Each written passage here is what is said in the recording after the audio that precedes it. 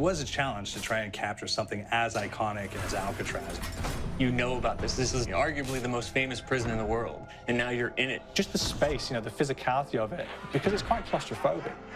When modern-day prisons are designed, they really consider not intimidating people or making the spaces, you know, as least stressful as possible. Well, Alcatraz didn't suffer from those restrictions.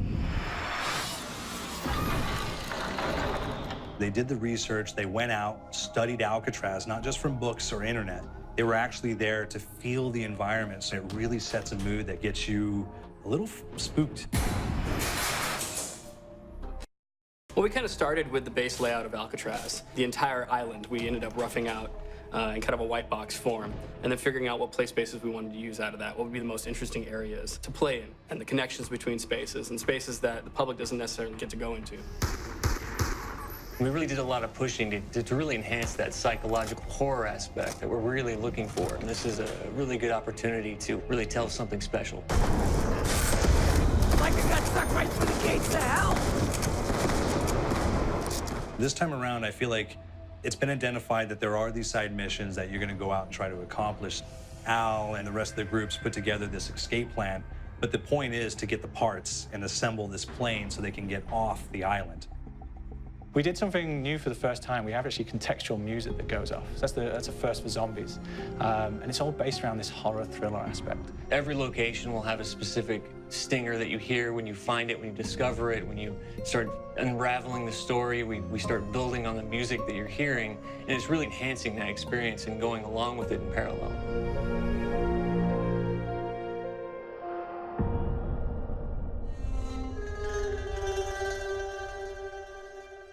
Because we wanted to embrace this kind of horror thriller element, we wanted character actors, guys who could really embody someone and then convey emotion. So that's why we went for guys like Ray Liotta, getting in that kind of guy, you know, we wanted a frantic nature. So he plays a character called Billy Handsome, who's this kind of psychopath who would be employed by the mob to kill people in interesting ways.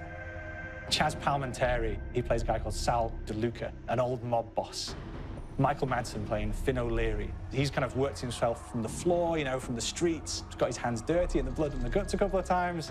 And then we had Joe Pantoliano, and he plays Arthur Arlington, who's nicknamed the Weasel.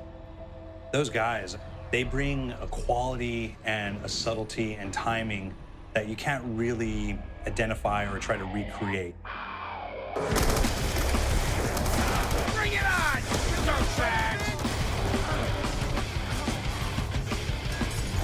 You start off in the afterlife mode, and that's just going to be, you know, what's going on. You're going to try to solve the mystery from the second you start. Afterlife, to me, brings a new element, like a new puzzle element. It forces me to think a little bit more or look for the clues or kind of think of zombies on a slightly deeper level.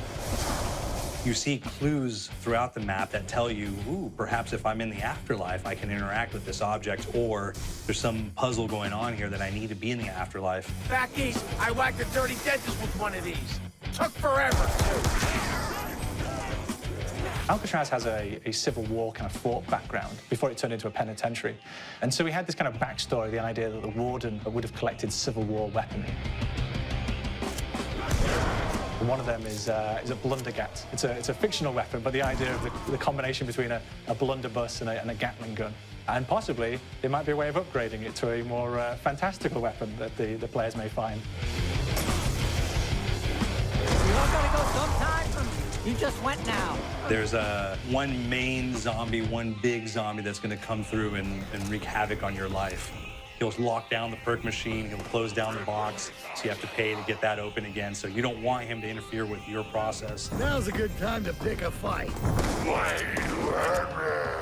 It's a fun challenge. It keeps things moving forward. In terms of perks, we have a new perk called Electric Cherry.